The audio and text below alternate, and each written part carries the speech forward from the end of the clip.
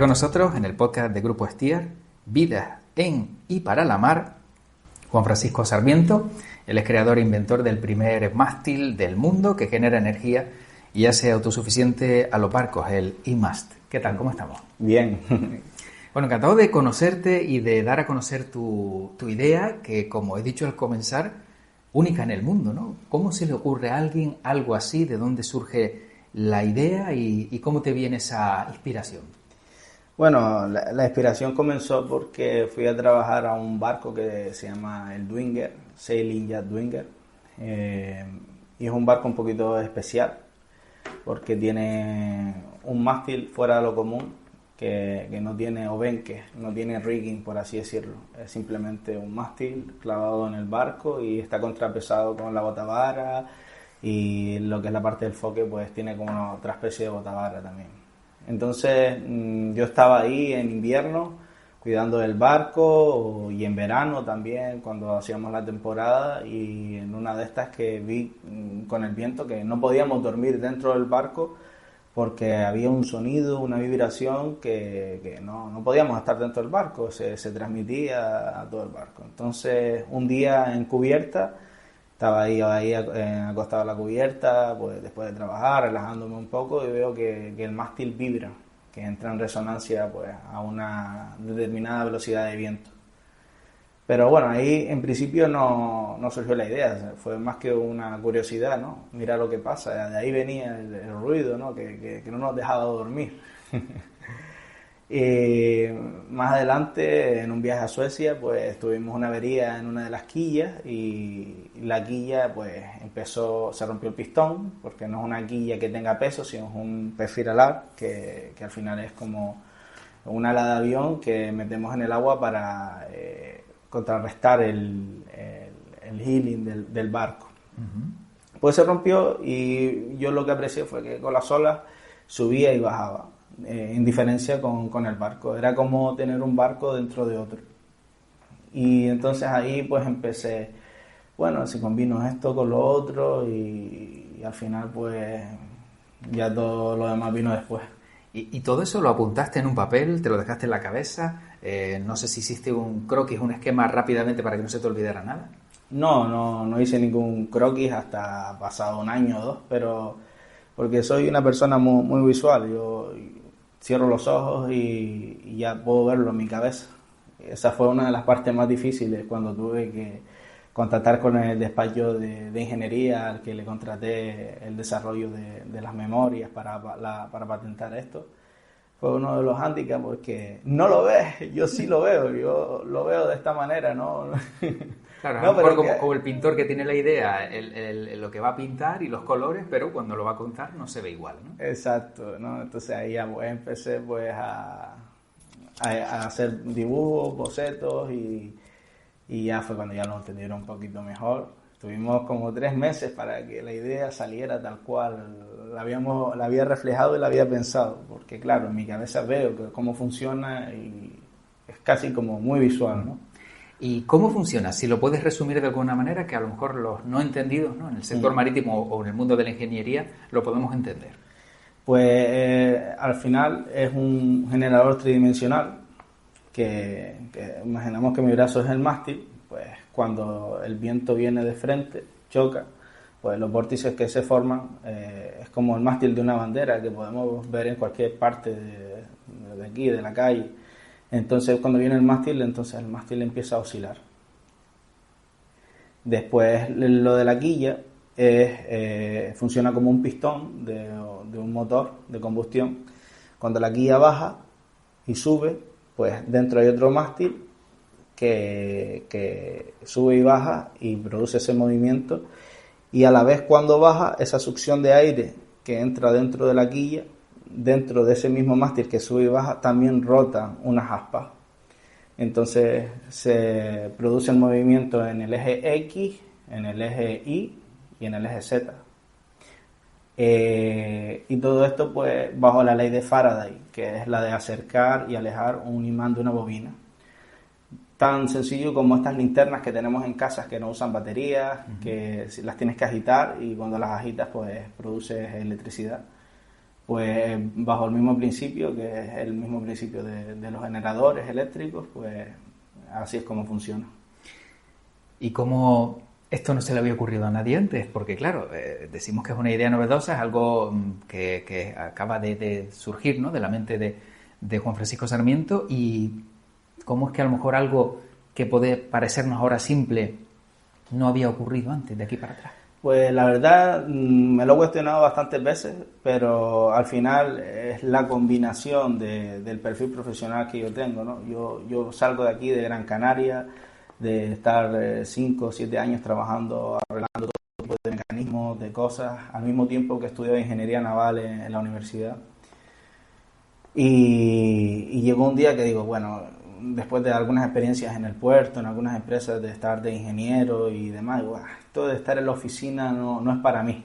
Entonces cuando se me presenta la oportunidad profesional de ya ir como jefe de máquinas, como marinero, a navegar a un barco, y es cuando, en este caso, interviene Ida, y gracias a ella pues pude ir a este barco. Y ahí es cuando, pues, la combinación de todas esas cosas, una persona que navega, que tiene conocimiento de ingeniería y que a la misma vez es una persona que le gusta trabajar con las manos, mecánicas, al final yo creo que esa fue la combinación perfecta para que esto surgiera.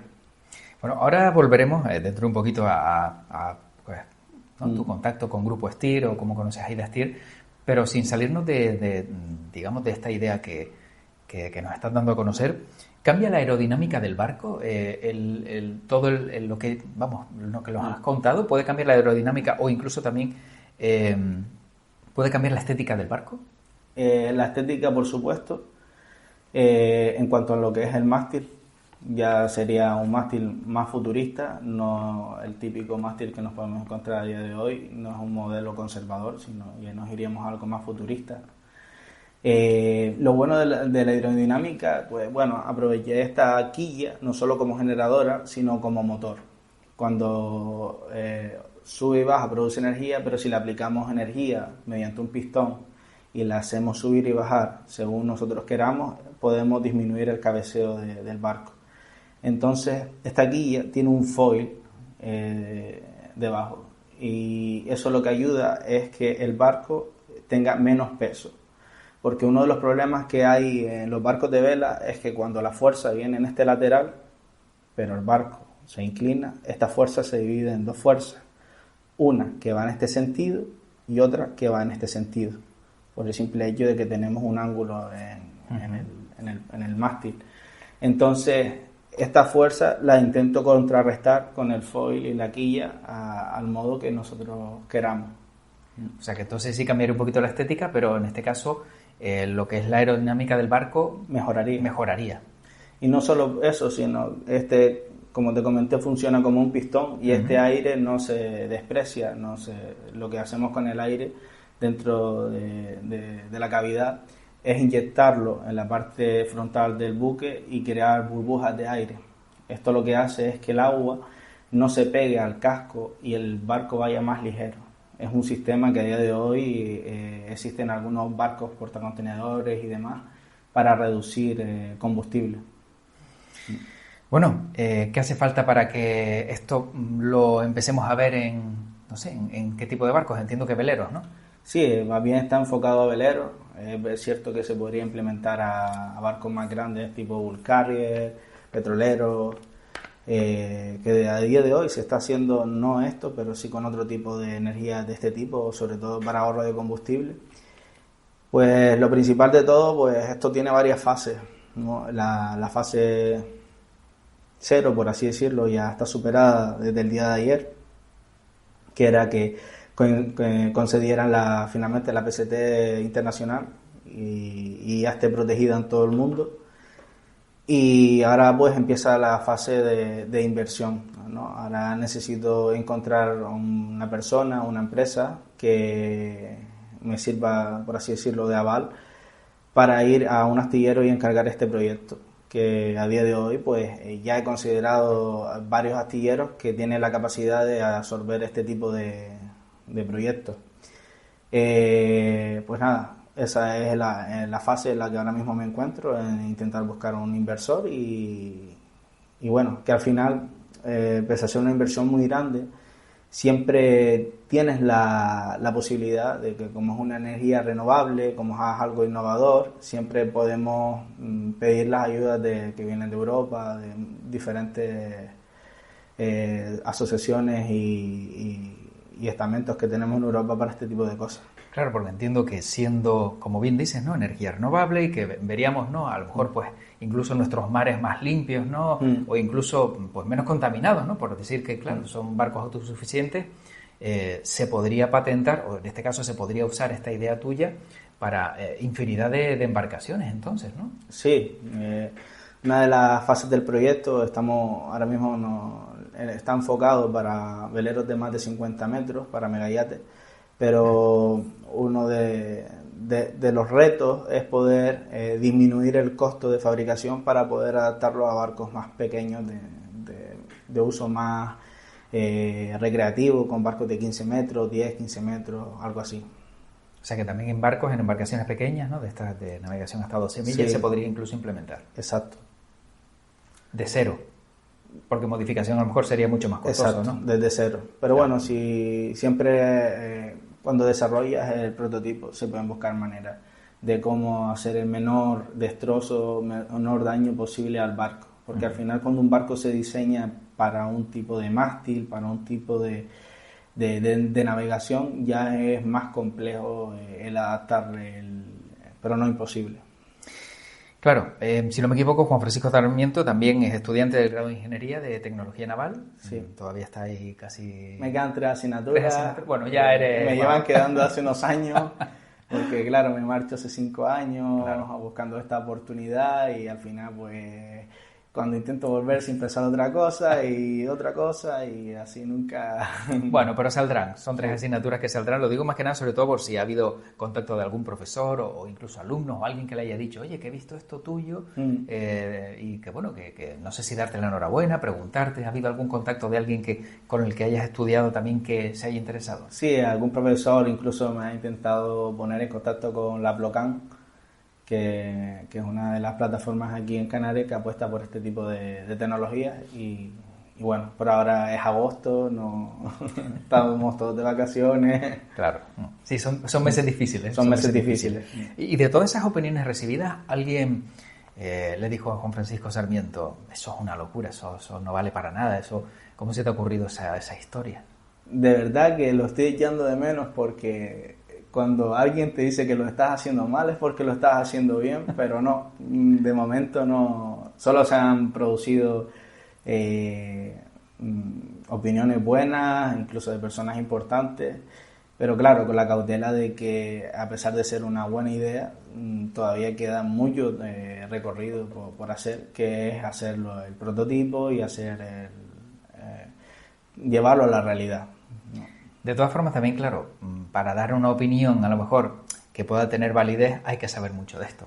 Claro. No cualquiera te puede decir eso es una locura, porque yo puedo decir eso es una locura, pero a lo mejor sin tener conocimiento alguno de ingeniería naval y ni de un mínimo porcentaje de todo lo que tú sabes. Claro, pero al final es lo que te comentaba al principio, ¿no? La combinación del perfil, ¿no? De ser una persona que le guste trabajar con las manos, de haber visto lo que estudié la carrera, después haber navegado y después tuve una fase muy importante que es haber trabajado en el astillero más importante del mundo, o al menos el que yo considero, que es Royal Huseman, que ellos fabrican barcos de velas y lo llevan haciendo por más de 100 años y ahí fabrican mástiles, fabrican todo tipo de tecnología y están a la vanguardia de todo. Y entonces, claro, yo me nutrí de todo eso, me nutrí de bueno, mi idea ahí del todo sí estaba, pero no había nacido del todo. Entonces, yo lo que hice trabajando ahí fue ver dónde estaban los límites de la locura y la cordura, ¿no? De ver hasta dónde puedo llegar y si es posible, y con los mejores profesionales que tiene la empresa, pues en algunas conversaciones pues vimos que sí, que es factible. Con lo cual, opiniones expertas también avalan el proyecto, la idea. Sí, claro. Así que de locura poco. De locura poco, sobre todo porque si no, no podrías patentar. O sea, yo no puedo patentar algo que no puedo demostrar que funciona. Y ahí es donde entraron los despachos de ingeniería. Bueno, yo aquí en Las Palmas lo hice con Alcaide Asociados, que es un despacho de abogados. Y bueno, tienen un equipo para todo este tipo de situaciones, ¿no? Cuando quieres patentar y demás. Y bueno, estuve con los mejores profesionales y tuve esa suerte también.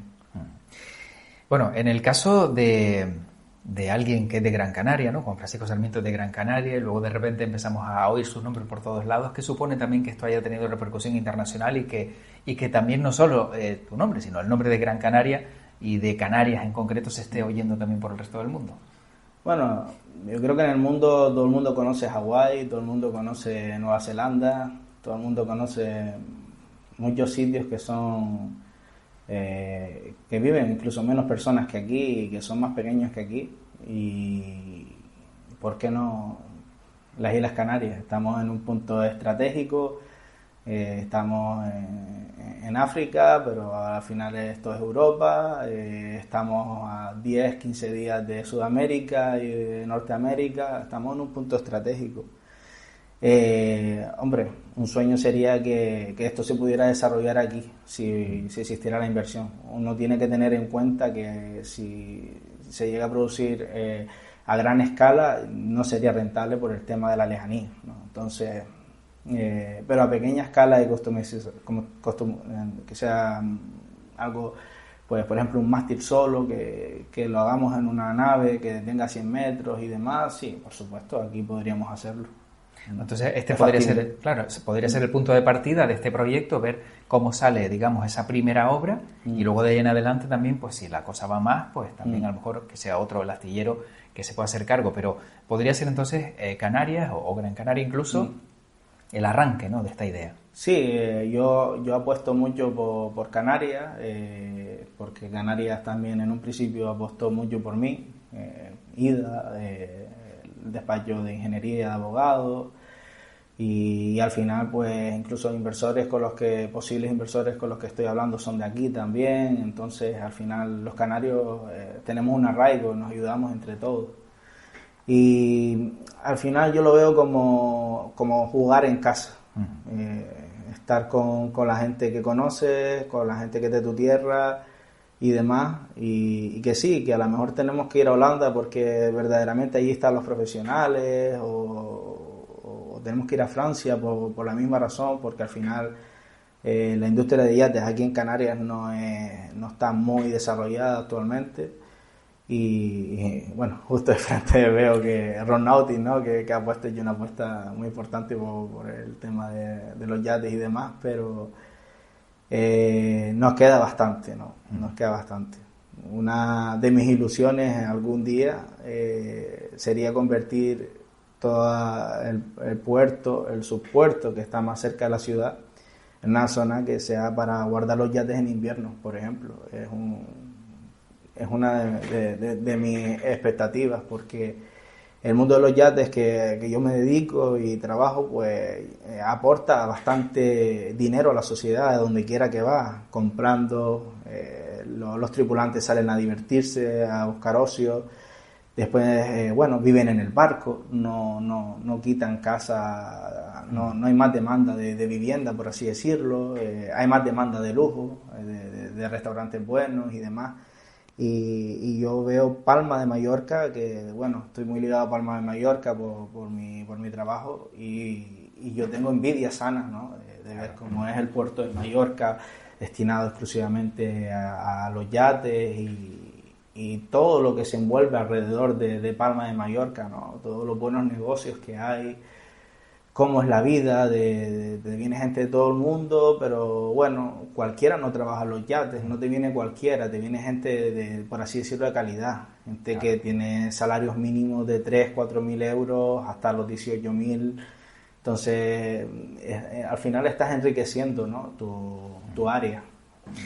Bueno, y como ha nombrado en varias ocasiones Juan Francisco Sarmiento, ¿no?, a IDA Stir y al Grupo Stir, ¿qué vínculo tienes con IDA, con Grupo Stir y de qué manera pues se conocen y llegan a algo en común? Pues bueno, yo siempre conocía a IDA Stir porque al final es una persona muy conocida, es un referente en el mundo naval. es una de las mujeres más influyentes en el mundo de la industria naval. Y yo la conozco un día en la plataforma de LinkedIn. Yo pongo un comentario, ella me responde, luego me habla por privado, empezamos a hablar y yo en ese momento estaba pasando una situación delicada económica y Ida Stier se comprometió y me pagó todos los estudios de formación básica y demás para poder embarcarme en el primer barco. Se podría decir con Ida empezó todo, porque si hubiera perdido ese barco no se me hubiera ocurrido esa idea o Dios sabe qué, ¿no? Y todo fue muy al límite. El último día que hice el último curso llevé las maletas de viajar, ¿no?, a clase y salí de clase, terminé y al aeropuerto y para Holanda, que es donde empezó todo, y claro, toda la prisa y corriendo por así decirlo. Y todo on time, o sea, cuadró todo. Entonces se puede decir que quizás, ¿no?, a través de esa cadena de favores, pues todo ha concluido o parte ha concluido con esta idea, ¿no?, de haber, como bien dices, pues bueno, hecho ese curso, de haberte podido formar, ¿no?, gracias a ese apoyo, etcétera, etcétera, pues tuviste la oportunidad de navegar y de comprobar que había algo que mejorar en el mundo del sector marítimo y surgió, ¿no? Sí, surgió. Yo me siento afortunado de que Ida me haya dado la oportunidad de haber hecho eso, porque yo he hecho la vista atrás y sí, pude haber empezado desde que nací o desde que estudié en la universidad, pero si en ese momento de mi vida que yo no tenía dinero para poder pagar los cursos y embarcarme, Ida no lo hubiera hecho, sí que lo hubiera visto difícil que esto se hubiera desarrollado de esta manera. Bueno, pues son cosas bonitas también que hay veces que hay que contar y que sin duda estoy seguro de que conociendo a Ida, ¿no?, le dará un poco de rubor, ¿no?, que bueno, lo hayamos contado, pero es lo importante también, ¿no? Las cosas se hacen y se hacen sin ningún interés muchas veces. No, y eso también pues te dice de la clase de persona que es Ida, ¿no? Ella a lo mejor supo ver en mí el que yo podía hacer algo, ¿no? Ella tuvo, no sé, algo que la empujó a hacer eso y yo estoy súper contento de poder devolvérselo en manera de éxito. Sin duda. Bueno, para ir acabando, no te he preguntado sobre si lo que en tu mente, ¿no?, has creado con este iMast, con este mástil, bueno, que genera energía, si esto solo funciona cuando el barco está en movimiento. ¿Esto funciona también con el barco fondeado o varado? ¿También se puede generar energía? Claro, tienen diferentes modos de navegación. Digamos, volvemos otra vez al brazo. Estamos en puerto, pues no tenemos olas o tenemos muy pocas olas, el movimiento es mínimo, aunque alguna viene, incluso si pasa un barco, pues al final va a subir y bajar, pero siempre que tengamos viento en puerto, él va a vibrar y va a producir energía, ¿no? Uno de los retos es que estos barcos puedan devolver esa energía a la red. Al final todo se basa en la categoría del barco. Tenemos privados y comerciales.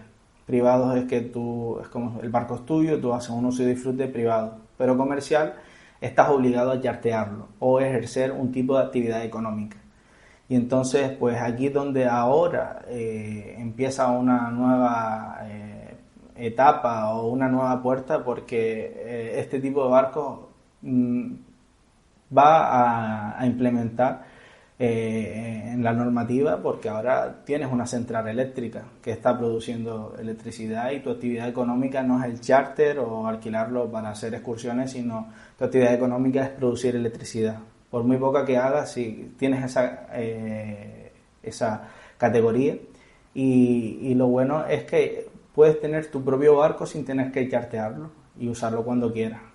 Y esa energía, si se genera más de la que puede consumir el barco, se puede almacenar o incluso extraer, por ejemplo, para tener al lado un vehículo eléctrico y cargarlo. Por ejemplo, sí.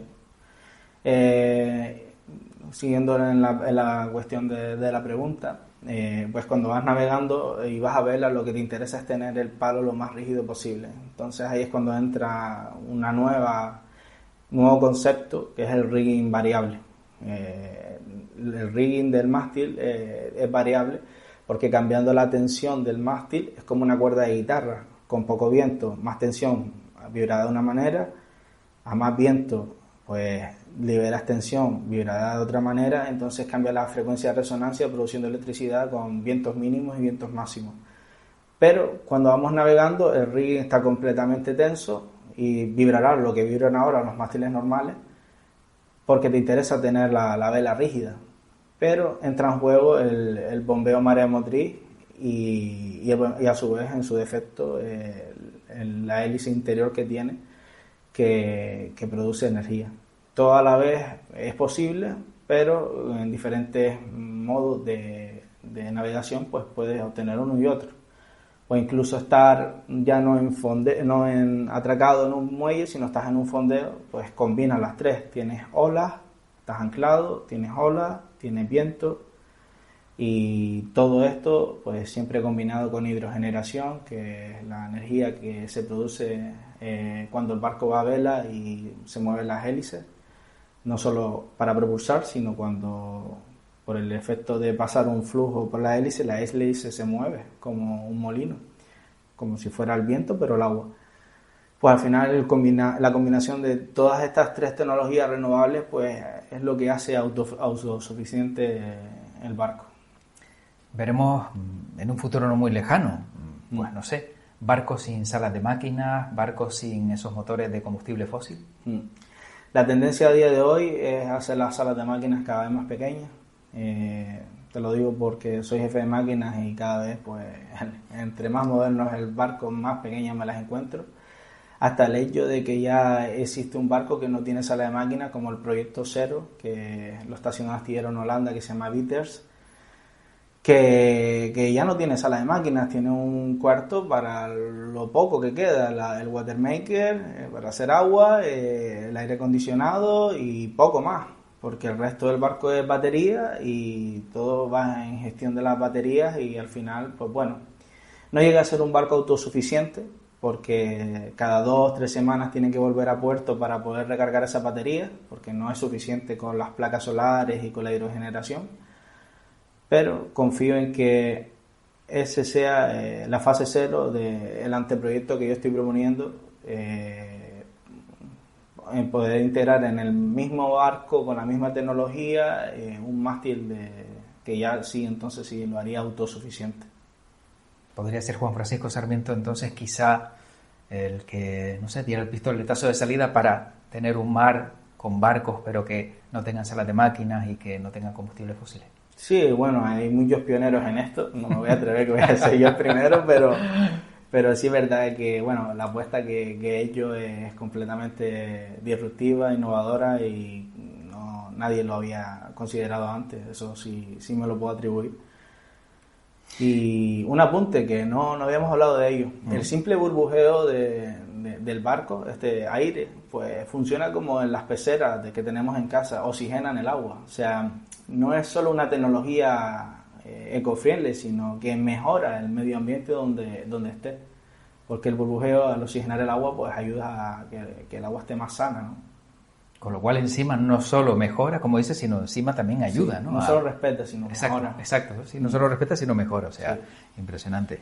Bueno, para acabar, ¿hay alguna idea más en la que estés pensando o tendremos que esperar a que esté patentada? Tenemos que esperar a que esté patentada, pero sí, ahora me estoy centrando en cosas del mar, en resolver cosas más prácticas del día a día, y sobre todo de problemas que tienen ciertas empresas del día a día, y que bueno, al final siguen siendo eco-friendly, por así decirlo, porque al final lo que la industria ahora mismo está pidiendo es este tipo de cosas, este tipo de inventos, cómo hacer todo más ecológico, más limpio, y bueno, al final pues sin querer la mentalidad de ingeniero siempre te lleva a resolver el problema. Claro. Sin duda que no va a ser lo único o lo último que conozcamos, sino que habrá mucho más, pero como bien dices, habrá que estar a la espera de que esté patentado, ¿no? No de que esté patentado. No va a ser que de repente pues lo contemos y luego ya alguien venga de listo, ¿no? No pasa nada, al final mucha gente piensa que uno esto lo hace por el dinero o por algo, ¿no? Al final, bueno, sí, te puedes hacer ganar dinero o no, porque al final uno tiene que pensar cuántos mástiles de esto voy a vender, a lo mejor uno en mi vida o 2. Ojalá sean cientos. Sí. Más bien es la satisfacción personal de haber creado algo nuevo, diferente y bueno para el mundo. Sin duda. Agradecer a Juan Francisco Sarmiento, que ha estado con nosotros en el podcast Vidas en y para la mar, de Grupo Stier, como creador e inventor del primer mástil del mundo, que genera energía y hace autosuficiente a los barcos, el Helimast. Muchísimas gracias, mucha suerte, enhorabuena, y seguro que todo va a ir de aquí en adelante rodado, y dentro de poco veremos también pues por ahí navegando ese barco. Pues muchas gracias a ti y sobre todo al Grupo Stier y a Ida por esta oportunidad.